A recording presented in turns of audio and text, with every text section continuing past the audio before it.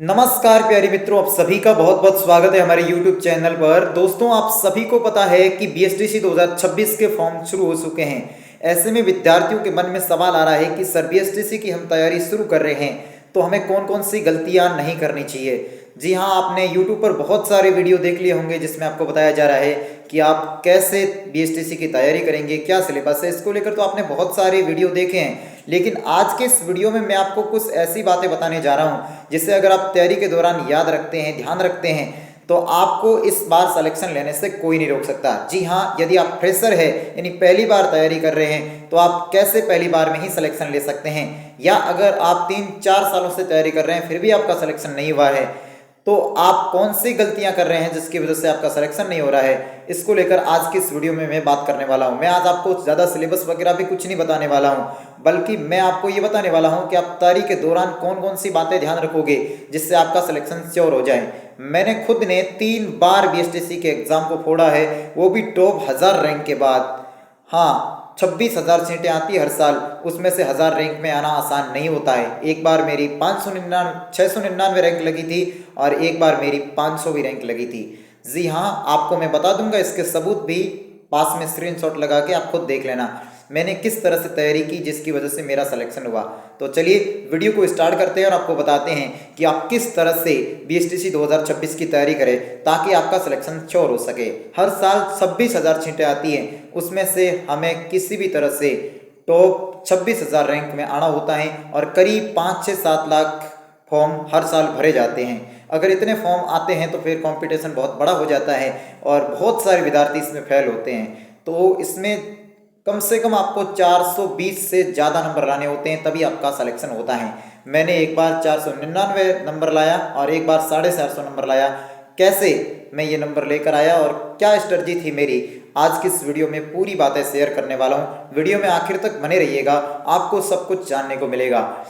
सबसे पहले बात करेंगे हम फ्रेशर की, यानी जो पहली बार बीएसटीसी का एग्जाम देने जा रहे हैं और उनको एग्जाम निकालना है, किसी भी हालत में अपने माँ बाप के सपनों को साकार करना है, तो कुछ पॉइंट आपको ध्यान रखने हैं जिससे आप अपने सिलेक्शन के बहुत करीब बड़ी आसानी से पहुंच सकते हैं। जी हाँ, सिलेक्शन लेना है तो इन पॉइंटों को विशेष रूप से ध्यान रखना होगा। अगर आप सीरियस है कि इस बार पक्का ही बीएसटीसी में सिलेक्शन लेना है तो अब मैं एक एक जो पॉइंट बता रहा हूं उसको नोट कर लीजिएगा और अगले आने वाले 3 महीने अगर आप उन चीज़ों पे ध्यान देते हैं तो आपका सिलेक्शन कोई नहीं रोक सकता। जी हाँ, चलिए एक एक पॉइंट को शुरू करते हैं।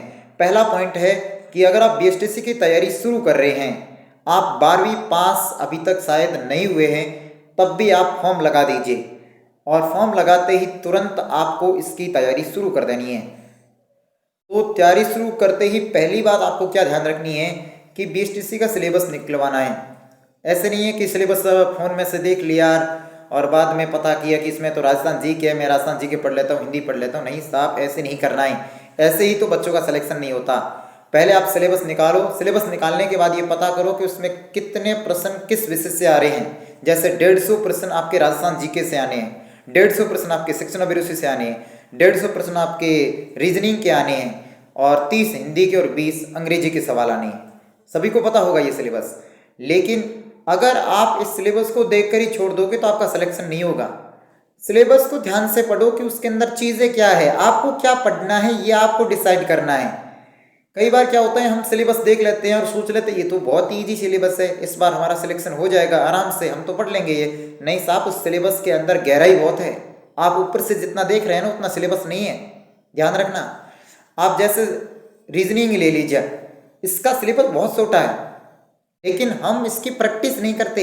सबसे अच्छा अगर कोई सब्जेक्ट है बीएसटीसी में तो वो रीजनिंग है और सबसे ज़्यादा बच्चे अगर टाइम लगाते हैं वो लगाते हैं रीजनिंग में। कारण बच्चे प्रैक्टिस नहीं करते, ना कभी वो कोचिंग जाना चाहते हैं।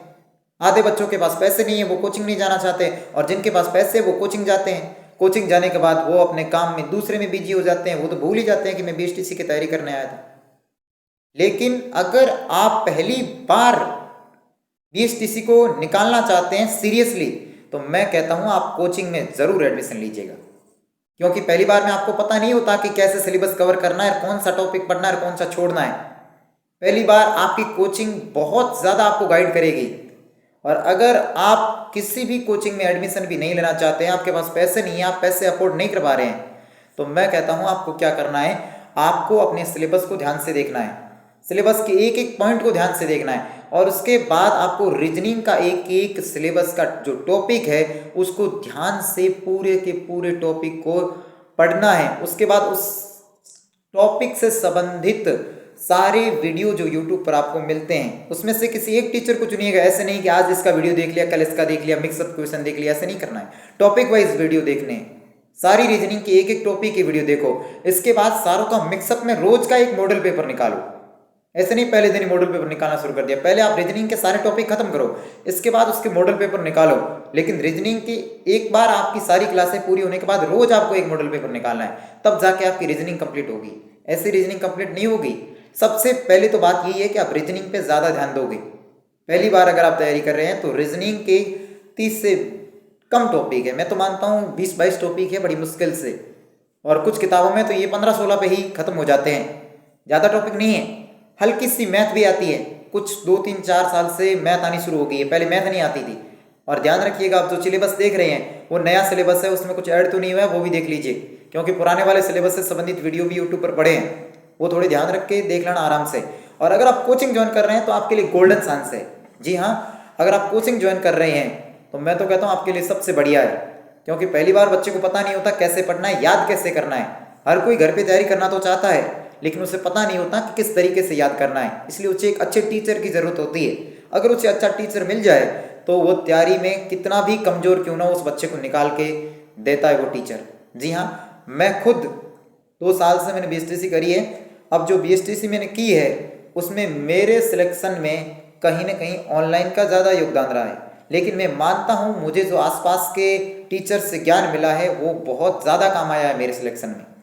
ऐसे ही मैं खुद 2 साल से BSTC कोचिंग में काम कर रहा हूँ, मैं खुद एज ए टीचर काम करता हूँ। मुझे पता है कि आने वाला स्टूडेंट किस तरह से अपनी परेशानियों से जूझता है, मैं उन्हें सलाह देता हूँ क्या करना है आगे। तो आपको ध्यान नहीं है कि कैसे आपको पढ़ना है। जैसे राजस्थान जीके के इतने टॉपिक है कि आप पढ़ कर थक जाओगे, लेकिन राजस्थान जीके का सिलेबस आपसे पूरा नहीं होगा।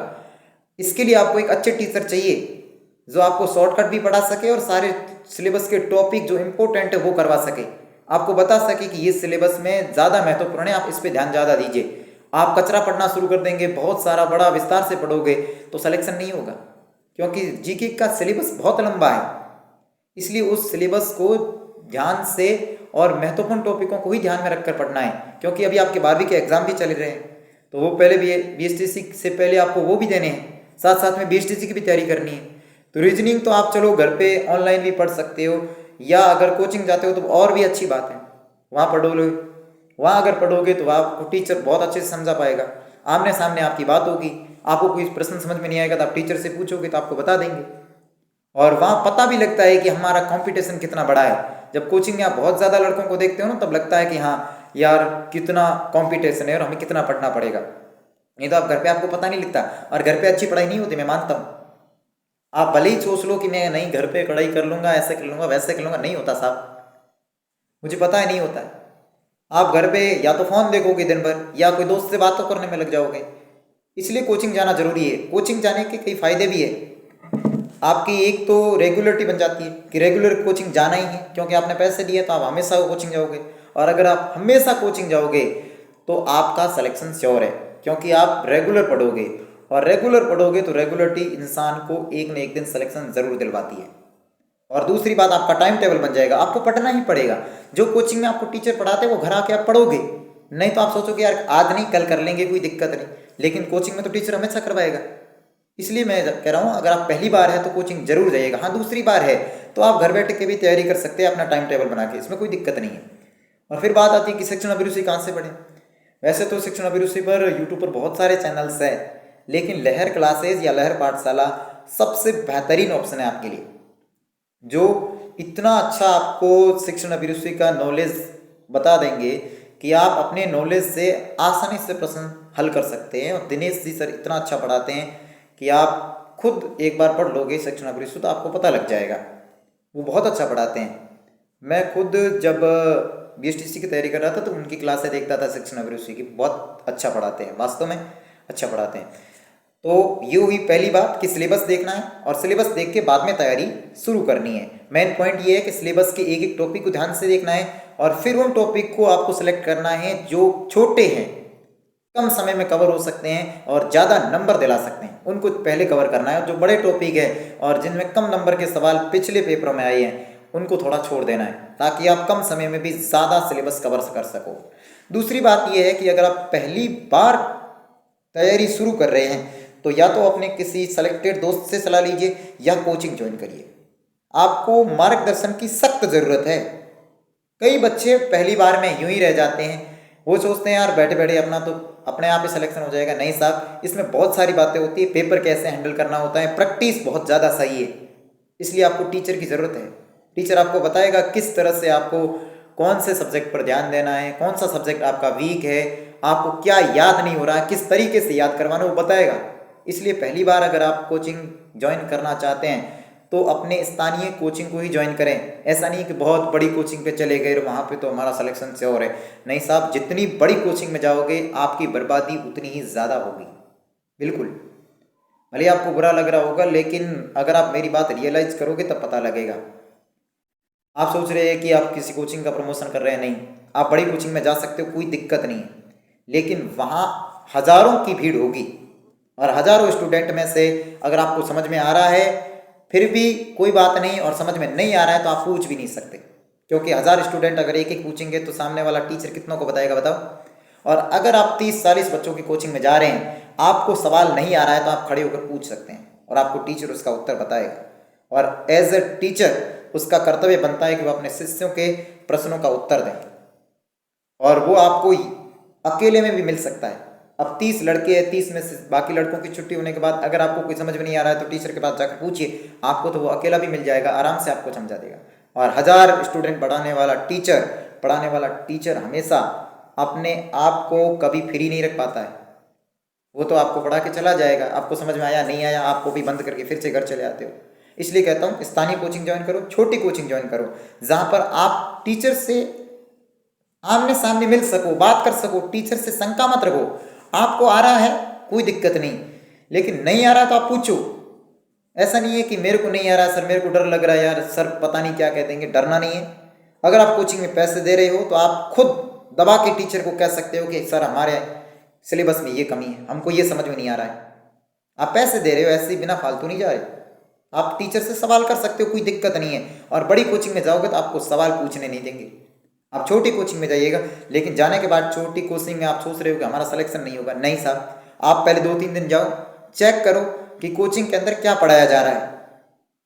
अगर आपको किसी टीचर के द्वारा पढ़ाया हुआ समझ में आ रहा है अच्छे से तो ही कोचिंग ज्वाइन करनी है, नहीं तो कोचिंग ज्वाइन नहीं करनी है। कोचिंग बहुत सारी है, एक कोचिंग नहीं है आपके गाँव में, बहुत सारी कोचिंग है, सारे ट्राई करिएगा जिसमें आपको अच्छा टीचर लगे कि ये टीचर आपको अच्छे से समझा सकता है, आपकी पूर्ति कर सकता है, आपको जो चीज़ें याद नहीं हो रही है वो आपको याद करवा सकता है। उच्च टीचर की कोचिंग को ज्वाइन करना, पहले फैकल्टी जरूर देखना कि अंदर पढ़ा कौन रहा है। ऐसे नहीं है मैंने कह दिया कोचिंग ज्वाइन करनी, आप कोचिंग ज्वाइन करने चले गए, ये तो देखा ही नहीं कि कैसा पढ़ा रहे हैं। और फिर जब आप कोचिंग शुरू हुई और आपने फीस भर दी तो बाद में फंसने के बाद समझ में आया कि यार यहाँ तो अच्छा नहीं पढ़ा रहे। ऐसा करना ही नहीं।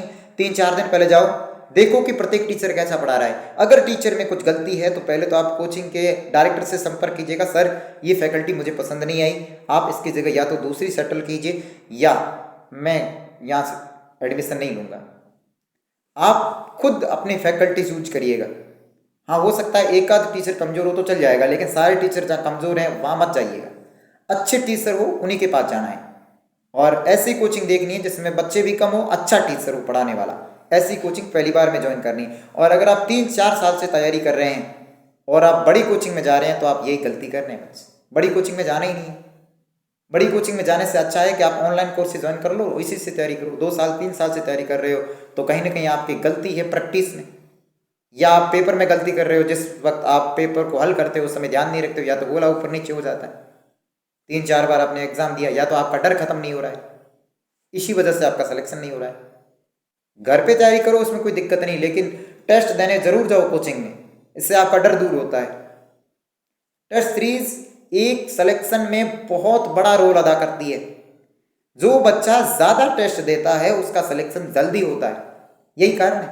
पिछली बार हमारी कोचिंग के अंदर एक बच्ची, आप क्या मानते हो, 1.5 महीने के अंदर सिलेक्शन लिया। मुझे गर्व है कि वो मेरी शिष्या है, पहली बार में सिलेक्शन लिया 1.5 महीने के अंदर पढ़ के, क्योंकि उसने ज़्यादा से ज़्यादा टेस्ट दिए, उसकी नॉलेज पावर अच्छी थी, जो फैक्ट में बताता था वो हाथों हाथ याद करती थी। आप भी कर सकते हो, ऐसा कुछ नहीं है कि नहीं होगा पहली बार में, होता है, बहुत सारे बच्चों का पहली बार में होता है। कई पुराणों का 10-10 साल सिलेक्शन नहीं होता, क्या बात कर रहे हो आप, और कई दूसरी बार में हो जाते। तो आप अपने आप को कमजोर मत समझो, सब कुछ याद होता है। अगर टीचर पढ़ाने वाला अच्छा है तो आपको रट्टा देगा, कैसा भी प्रश्न हो रट्टा देगा। वो कैसे रट्टा वो आपको नहीं याद करना है, टीचर आपको अपने आप गाइड करके याद करवाएगा। ऐसा टीचर चूज करना है, ऐसी कोचिंग में जाना है। तो दूसरी बात हुई, छोटी कोचिंग ज्वाइन करनी है ज़रूर। पहली बार अगर आप तैयारी कर रहे हैं, दूसरी बार कर रहे हो तो कोई दिक्कत नहीं है, एक बार आपने कोचिंग कर ली है, दूसरी बार कोचिंग करने जा रहे हो तो कोई ज़रूरी नहीं है आप कोचिंग ज्वाइन करो। अगर आपको लगता है कि मैं सही से घर पे नहीं पढ़ पा रहा हूँ, टाइम टेबल नहीं बन पा रहा है, तो आप दूसरी बार भी कोचिंग ज्वाइन कर सकते हैं या तीसरी बार भी कर सकते हैं। अगर आप 3-4 बार में भी आप बीएसटीसी नहीं निकाल पा रहे हो तो आप, मुझे नहीं लगता आप कुछ करना चाहते हो। अगर आपसे 3 बार में भी एग्जाम नहीं निकल पा रहा है, इसका मतलब कहीं ना कहीं आप में गलती है। या तो आप सीरियस नहीं ले रहे हो एग्जाम को, या आपके अंदर इतना डर है कि आप एग्जाम देने जाते समय सब कुछ भूल जाते हो। क्यों, सही बोल रहा हूँ ना, 3-4 साल हो गए एग्जाम दिया और अब तक आपसे बीएसटीसी नहीं निकला, तो बड़े आगे तो इससे भी बड़ा कंपटीशन है साहब। या अगर आपसे 7 लाख की भीड़ फाइट नहीं हो रही है तो 20 लाख की भीड़ कहाँ से फाइट करोगे, ये बताओ। अगर आज आप 7 लाख की भीड़ फाइट करोगे तब जाके आगे आप अध्यापक बनोगे ना। इसलिए सही जो चीज़ आपको करनी है वही करो। ऐसे नहीं कोचिंग में चले गए कोई और ही टारगेट से, अपन तो यहाँ बैठे हैं, नहीं, जा रहे हो तो पूरे समर्पित होके जाओ, नहीं तो अपने माता पिता का पैसा बर्बाद मत करो। जो करना है वो करो, लेकिन पैसा कभी बर्बाद मत करना। चलो अब तीसरा पॉइंट बताता हूँ जिस पे आपको ध्यान देना है। वीडियो थोड़ी लंबी हो सकती है, लेकिन जो स्ट्रेटजी बता रहा हूँ वो आपके लिए 100% कारगर साबित होगी, 100% श्योर सिलेक्शन होगा। हो सकता है आपको थोड़ा बुरा लग रहा होगा, और पहली बार जो एग्जाम देने जा रहे हैं वो तो ये वीडियो पूरी देख लेना। और मैं कहता हूँ अगर आप मेरी की दी गई इन बातों पे गौर करते हैं तो आपका सिलेक्शन श्योर होगा। आप सिलेक्शन के बाद जरूर मुझे कमेंट बॉक्स में आके बताना। अब बात करते हैं कि तीसरी क्या बात है जिसे अगर आप ध्यान रखोगे तो आपका सिलेक्शन आसान हो जाएगा। तीसरी बात यह है कि अब जब भी आप कोचिंग के अंदर पहली बार तैयारी करने जाते हो तो हमेशा इस चीज़ को ध्यान रखें, जीके, हिंदी, अंग्रेजी, इन पे थोड़ा कम ध्यान दें। ऐसा नहीं है कि ध्यान देना ही नहीं है, ध्यान देना, लिमिटेड, ठीक ठाक ध्यान देना। ज़्यादा ध्यान आपका होना चाहिए शिक्षण, अभिरुचि और रीजनिंग पर, जो आपके पूरे के पूरे 150, 300 नंबर ले बैठेगी। 600 में से 300 नंबर यानी कि 50% आपकी रीजनिंग और शिक्षण अभिरुचि मैटर करेगी। शिक्षण अभिरुचि तो हमेशा एक क्लास लेनी है। आपको लगता है कि बहुत ईजी है तो छोटी सी है, 10 दिन में कवर कर लेंगे, ऐसा कभी मत करना। शिक्षण अभिरुचि की हमेशा क्लास लेनी है, चाहे 1 लो चाहे 2 लो, 2 नहीं लोगे तो भी चलेगा, लेकिन हमेशा क्लास लेनी है, एक ही क्लास लेनी है।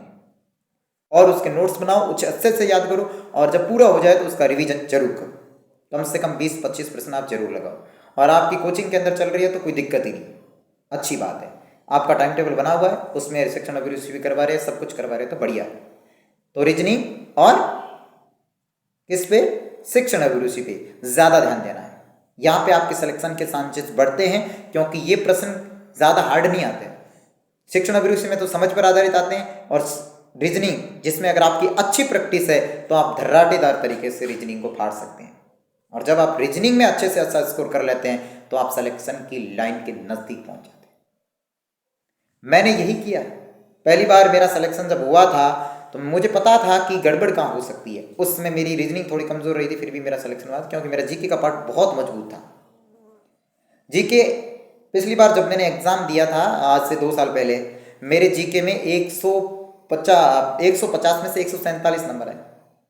एक प्रश्न आपके 3 नंबर का होता है, तो सोचो 150 में से 49% सही होना, यानी कुल 50% आते हैं, उसमें से 49% सही होना कितना मुश्किल है। हर किसी की बस की बात नहीं है। इसके लिए बहुत ज़्यादा मेहनत करनी पड़ती है। 3-4 साल मैंने दबा के मेहनत करी है। मैंने कई एग्ज़ाम दिए, इसलिए मेरा जीके में थोड़ा पार्ट मजबूत था, लेकिन आप जीके में इतना नहीं कर पाओगे, मुझे पता है, पहली बार हो, तो आपको रीजनिंग और शिक्षण पे थोड़ा ज़्यादा ध्यान देना है। अब बात आती है कि अगला पॉइंट कौन सा है, तो चौथा पॉइंट ये है कि पुराने पेपर जरूर से देखने हैं। पुराने पेपर में सवाल कहाँ से आ रहे हैं, 2-3 साल पहले की बात मैं बता रहा हूँ। हमारे बच्चों के साथ इतना बड़ा धोखा हुआ कि हम सोच के नहीं गए थे कि गणित के सवाल आएंगे। मैंने भी उस समय एग्ज़ाम दिया था, मैंने 3 बार एग्ज़ाम दिए हैं बीएसटीसी के, हालांकि मेरा पहली बार में सिलेक्शन हो गया, मैंने बीएसटीसी करी है, तो पहली बार में मेरा सिलेक्शन हो गया था। कारण यही है कि मैं समझ गया था कि करना कैसे है। सब कुछ पास वालों से पूछा, मेरे से आगे जिन्होंने बीएसटीसी की उनसे पूछा, कोचिंग वालों से बात की, हालांकि मैंने कोचिंग ज्वाइन नहीं करी थी, फिर भी मैंने उनसे राय तो ली भाई कैसे कुछ करना है।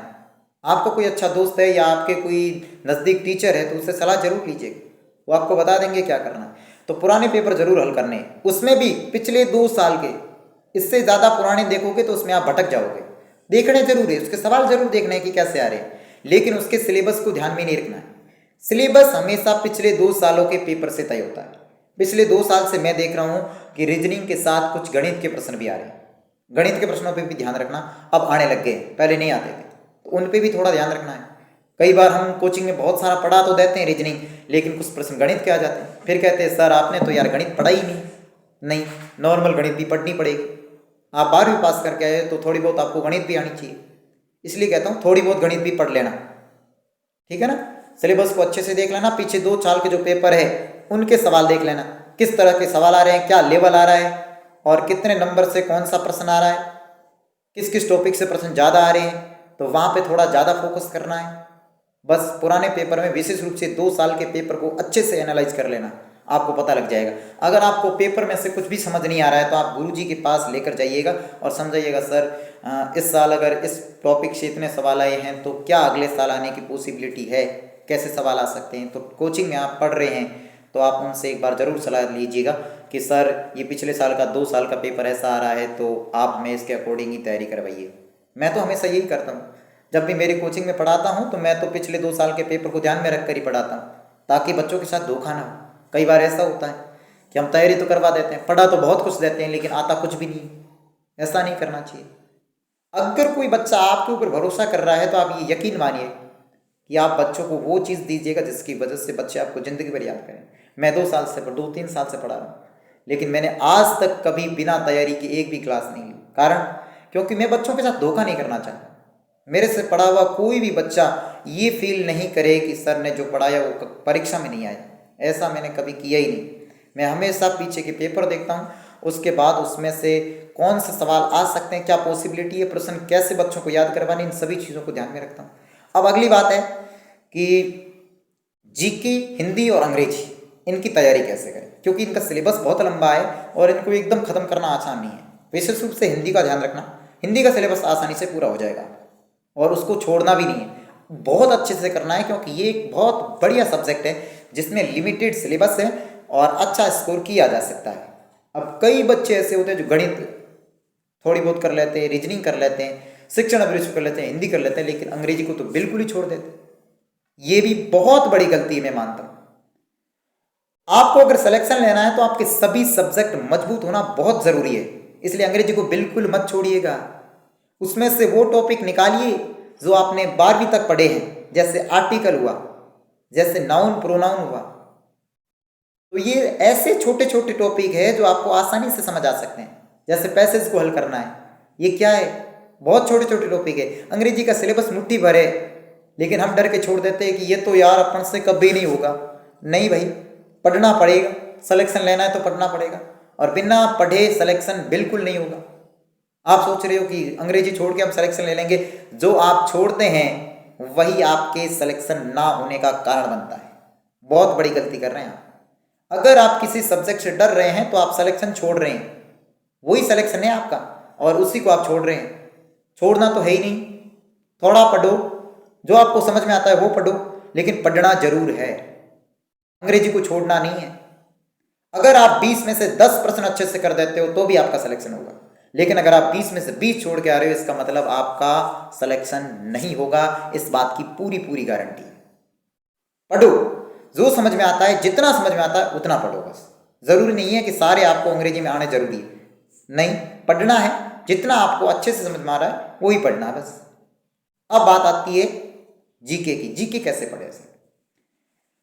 जीके अथाह भंडार है, इसका कोई सीमा नहीं है भाई, कितना पढ़ लो, कहाँ से आएगा कोई पता नहीं। इसके लिए तो कोचिंग ज्वाइन करनी, कोचिंग वाले टीचर से यही बोलना है कि सर हम बीएसटीसी की तैयारी कर रहे हैं, हमें उतना ही पढ़ाइए जितना हमारे बीएसटीसी में आ सके, आप अथाह भंडार मत पढ़ाइए। मैं भी नहीं पढ़ाता हूँ, मैं बीएसटीसी वालों को हमेशा शॉर्टकट सिलेबस पढ़ाता हूँ। हाँ, हो सकता है मेरे सिलेबस से 50 में से 50 सवाल ना पढ़ के 50 में से 40 सवाल ही पढ़े, लेकिन मैं विद्यार्थियों को कम से कम कंटेंट में अच्छे से अच्छा कंटेंट देने की कोशिश करता हूँ। हालांकि मेरे द्वारा दिए गए नोट्स में से सवाल कम पढ़ते हैं, यानी अगर 50 में से मेरे 40-45 सवाल भी आ रहे हैं तो भी मैं अपने आप को भाग्यशाली मानता हूँ कि इतने कम कंटेंट में थे, इतने सिलेबस के सवाल आ गए। मैं उन टॉपिक को ज़्यादा करवाता हूँ जो छोटे होते हैं और इसके साथ साथ वो आपके परीक्षा में बहुत ज़्यादा प्रश्न कवर करते हैं। ऐसा सिलेबस में पहले करवाता और ज़्यादा रटवाता हूँ बच्चों, नहीं तो आप 5 प्रश्नों के चक्कर में पूरी जीके पढ़ डालोगे और जीके में ही रटे रहोगे, बाकी सिलेबस पर ध्यान नहीं दोगे तो सिलेक्शन नहीं होगा। इसलिए जीके पर ध्यान जरूर देना, पढ़ना जीके जरूर है। जीके भी सिलेक्शन का एक बहुत बड़ा आधार है। जीके में भी आजकल बहुत बड़ी फाइट हो रही है, पुराने लोग बैठे हैं इसमें घुसे हुए, जो जीके के धुरंधर है। 50 में से 48, 50 में से 50, 50 में से 47 प्रश्न दबा के आएंगे और आप 30-40 पे अटक जाएंगे। बड़ी मुश्किल से 25-30 सवाल सही होते हैं पहली बार में बच्चों के। इसलिए कहता हूँ अच्छा टीचर चूज कीजिए और लिमिटेड कंटेंट पढ़िए। इतनी बड़ी बुक लेके बैठ गए जीके की, वो पढ़ने लग गए, नहीं, वो नहीं पढ़नी है। छोटी बुक लाओ या फिर कोचिंग के नोट से तैयारी करो। जीके थोड़ा कम पढ़ो, लेकिन पढ़ो वो जहाँ से सवाल अधिक आए।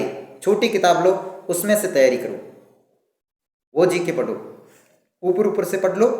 और जहाँ लगता है कि ये थोड़ा गहराई से पढ़ना है तो उसको थोड़ा गहराई से पढ़ लो। वैसे आपको कोचिंग में जा रहे हो तो कोई दिक्कत नहीं है, कोचिंग वाला आपको उसी हिसाब से परोसेगा जितना आपके लेवल का है। मैं तो हमेशा ये पढ़ाता हूँ कि मेरे बीएसटीसी लेवल में बच्चों के लिए क्या आ सकता है। सिलेबस से बाहर का कोई टॉपिक नहीं चुनना है, पहली बात तो ये। दूसरी बात, कोई भी टॉपिक को गहराई से नहीं पढ़ना है, टॉपिक के ऊपर से पढ़ना है और जहाँ से सिलेबस आ सकता है वहाँ तक ही पढ़ना है। कई बार पेपर थोड़ा ज़्यादा ही डीपली हार्ड आ जाता है तो वो सभी के लिए हार्ड होता है, सिर्फ आपके लिए हार्ड नहीं होता, ध्यान रखना। ज़्यादातर में आपको ठीक ठाक बीएसटीसी की नॉर्मल वाली किताब लेनी है जीके की और उससे तैयारी करनी है। इसके आगे है कि आप लापरवाही कभी ना करें। कई बच्चे ऐसे होते हैं जो बीएसटीसी की तैयारी शुरू करते हैं, शुरू करते ही उन्हें इतना जोश होता है कि इस बार तो हम पक्का ही सिलेक्शन लेंगे 100%। लेकिन भाई साहब वो तैयारी शुरू करते हैं, 2 महीने तक वो चार्ज रहते हैं या ज़्यादा से ज़्यादा 15 दिन ही रहते हैं, ज़्यादातर तो 15 दिन के बाद उनका चार्ज खत्म हो जाता है, चार्ज उतर जाता है, मोटिवेशन खत्म हो जाता है। लगता है यार अपन से नहीं होगा, अब तो 1 ही महीना रहा है, 1 महीने से क्या होगा। सबसे बड़ी भूल है आपकी, यही आपकी लापरवाही है। जिस वक्त आप अपने आप को तैयार कर रहे हैं, जिस वक्त आप तैयारी छोड़ रहे हैं ना, वहीं से आपके सिलेक्शन होने की संभावना बढ़ रही होती है। हाँ, वहीं से आपके सिलेक्शन की संभावना बढ़ रही होती है। कई बच्चे हैं जो मेरे कोचिंग में पढ़ा करते थे, उनके सिलेक्शन को मैं श्योर मान रहा था, लेकिन परीक्षा से जस्ट 20 या 25 दिन पहले उन्होंने तैयारी पे ध्यान देना कम कर दिया, जिसकी वजह से उनका सिलेक्शन नहीं हुआ। और कई ऐसे बच्चे हैं जो पहले शुरुआत के 2 महीनों में थोड़ा ही पढ़ते थे, लेकिन जब आखिरी 30 दिन रहे तो उन्होंने ऐसे सट्टर खींचे कि उन्होंने 30 दिन के अंदर ही सारा मैटर घुमा दिया, सारा का सारा पढ़ लिया, रिवीजन कर लिया और उन 30 दिन के अंदर उनका सिलेक्शन। लास्ट के 30 दिन आपके लिए बहुत कुछ मैटर करते हैं कि आप क्या करने वाले। इसलिए तैयारी लंबी करनी है और आखिरी दिनों में रिवीजन जब आप कर रहे हैं तो तैयारी को बिल्कुल भी लापरवाही में नहीं लेना है। प्रतिदिन आपको 3-4 टॉपिक रिवीजन करने हैं तो कर रहे हैं, बस बैठ गए हो, करना है मुझे तो करना बस। ऐसे नहीं है कि आप रिवीजन करने बैठे कि नहीं यार अपन से नहीं होगा, कल करेंगे ये टॉपिक, ऐसे नहीं करना। लापरवाही बिल्कुल नहीं करनी है। अगर लापरवाही की तो सिलेक्शन नहीं होगा। पहली बार में सिलेक्शन लेना या आप 3-4 साल से भी कोशिश कर रहे हैं तब भी आप ये नहीं किया था, आपने लापरवाही की है। लास्ट के दिनों में, लास्ट के 30 दिन आपके सिलेक्शन को बहुत कुछ दूर तक ले जाने वाले हैं। यानी लास्ट में ही 30 दिन आपको डिसाइड करते हैं कि आप किस तरह से प्रदर्शन करेंगे परीक्षा में। अब जो लास्ट गलती आप करने वाले हो वो ये है कि आप पेपर अच्छे से देते ही नहीं। कुछ बच्चों के अंदर तो पता नहीं कितना डर घुसा है कि वो 7-8 एग्जाम दे चुके हैं और अब तक उनका सिलेक्शन नहीं। हाँ, मेरे एक्सपीरियंस से बता रहा हूँ, मैंने 3 बार एग्जाम दिए, तीनों बार 1000 रैंक के अंदर एग्जाम को क्रैक किया है। 26,000 सीटें होती है, मैं 1000 के अंदर आता हूँ, या तो 450 या 500 तक आराम से पहुंच जाता हूँ। दिक्कत कहाँ आती है ये बताओ? दिक्कत है ही नहीं, सिलेबस तो बहुत छोटा है मेरे हिसाब से, क्योंकि हमने पढ़ रखा है इसलिए हमको छोटा लग रहा है। वैसे सिलेबस बहुत बड़ा है। मुझे छोटा क्यों लग रहा है? क्योंकि मैंने लंबी तैयारी की है और साथ साथ में मुझे पता है आता क्या है, उस हिसाब से मेरे हिसाब से छोटा है, आपके हिसाब से बहुत बड़ा है। गलती क्या कर रहे हो आप? गलती आप ये कर रहे हो कि आपके अंदर डर है, जिसकी वजह से आप या तो OMR के गोले गलत भरते हो, या आप जैसे ही परीक्षा देने बैठते हो तो आपके अंदर एक अलग ही डर पैदा हो जाता है कि पता नहीं क्या होगा, मम्मी क्या कहेगी, पापा क्या कहेंगे, सिलेक्शन नहीं हुआ तो क्या होगा। ये सारी बातें छोड़ दो, टेस्ट सीरीज ज्वाइन करो।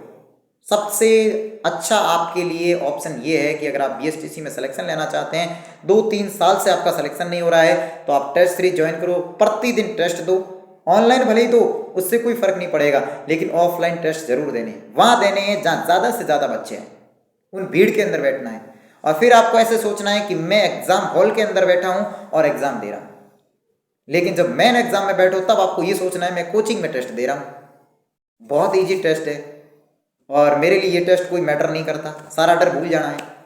और जब एग्जाम दो आपको लगना है कि बस मुझे तो ये सब आ रहा है, कोई प्रश्न नहीं आ रहा है, तो आप दोबारा उसको छोड़ दो, फिर दोबारा आके उसको देख लेना। पेपर कैसे अटेंड करना है वो लास्ट में आपको वीडियो बना के जरूर बताऊंगा जब आपका एग्जाम होगा। लेकिन जब आप एग्जाम दो तो डर से मुक्त होकर देना है। डरना तो है ही नहीं, आपने इतनी मेहनत की है, इतने शान से तैयारी की है, तो आपका सिलेक्शन होगा। लेकिन डर अंदर नहीं रखना है। गोले भरो तो गोले पूरे कॉन्फिडेंस के साथ भरो। 3-4 बार उस प्रश्न को मत पढ़ो, 2 बार पढ़ लो अच्छे से। 6 नंबर क्या है तो मिनिमम 3 बार, 2 बार से अधिक आप एक सवाल को पढ़ रहे हो, उसके ऑप्शन दोबारा 4 बार पढ़ रहे हो, तो आपका सिलेक्शन नहीं होगा। आप टाइम मैनेजमेंट नहीं कर पाओगे और आप परीक्षा से बाहर हो जाओगे। सबसे बड़ी गलती ये गलतियां बिल्कुल नहीं करनी। तो ये कुछ गलतियां थी जिसकी वजह से 3-4 साल से बच्चों के सिलेक्शन नहीं हो रहे हैं। मेरी कोचिंग से भी 3-4 बच्चे ऐसे हैं जिनका 3-4 बार में भी नहीं हुआ, क्योंकि वो या तो परीक्षा में डर जाते हैं, या तो उन्हें पता ही नहीं होता सिलेबस क्या है, या उनका टारगेट ही कोई और होता है। और जिनको वास्तव में सिलेक्शन लेना होता है वो बंदा डरता ही नहीं है, वो अपना डर पहले ही भगा देता है, क्योंकि वो टेस्ट देता है, वो सीरियसली तैयारी करता है। और जब बहुत ज़्यादा तैयारी होती है तो आप डरते भी है कि सर सिलेक्शन नहीं हुआ तो क्या होगा। नहीं, कुछ नहीं होना है। आप एक बार के लिए सोचो कि मान लीजिए आप कामयाब नहीं हुए तो आपके मम्मी पापा क्या कहेंगे? कुछ नहीं कहेंगे, ज़्यादा से ज़्यादा 2 दिन बोलेंगे, 4 दिन बोलेंगे, इसके बाद छोड़ देंगे। और क्या है, नहीं हुआ तो नहीं हुआ, इसमें क्या है। अब चलो, मैं पिछले 3 साल से बच्चों को पढ़ा रहा हूँ, मेरा सिलेक्शन अभी तक नहीं हुआ। हाँ, पटवारी में मेरा 1.5 गुना में हुआ है, हाँ भाई 2 गुना में हुआ है। और इससे पहले मैंने एग्ज़ाम दिया BSTC में, तो मेरा हो गया आराम से, BSTC हो गई। अब रीट में मैं शामिल हो जाऊंगा आने वाली, इसमें तो मैं शामिल नहीं हो रहा हूँ। तो अब मेरा ग्राम सेवक का एग्ज़ाम भी दिया हुआ है और आगे 4th ग्रेड वाला भी मैंने दिया था, उसमें हो जाएगा, आराम से हो जाएगा। इनके अंदर 4th ग्रेड में तो 90 से ज़्यादा % बैठ रहे हैं, तो आराम से हो जाएगा, उसमें कोई दिक्कत ही नहीं है। लेकिन मैंने तैयारी की तभी जाके ये सब कुछ हुआ।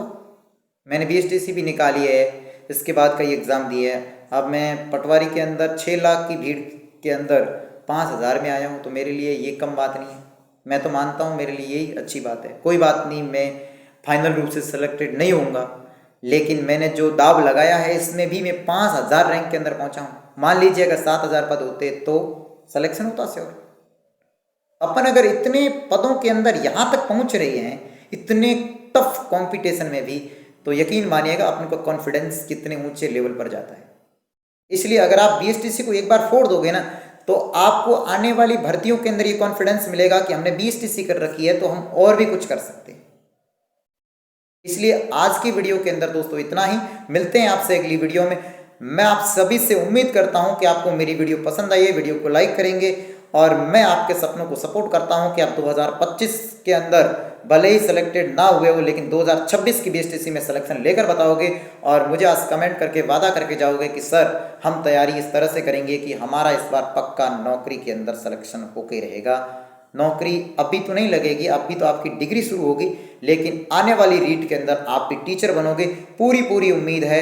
एज अ स्टूडेंट आप अपने आप को पूरा समय दोगे और BSTC 2026 को किसी भी तरीके से फाड़ के रहोगे, यानी आपका सिलेक्शन श्योर होगा, आप अगर इन बातों को ध्यान में रखते हो तो मैं आपसे विदा चाहता हूं। आज के लिए तो इतना ही, मिलते हैं आपसे अगली वीडियो में, तब तक के लिए धन्यवाद। Thanks for watching this video.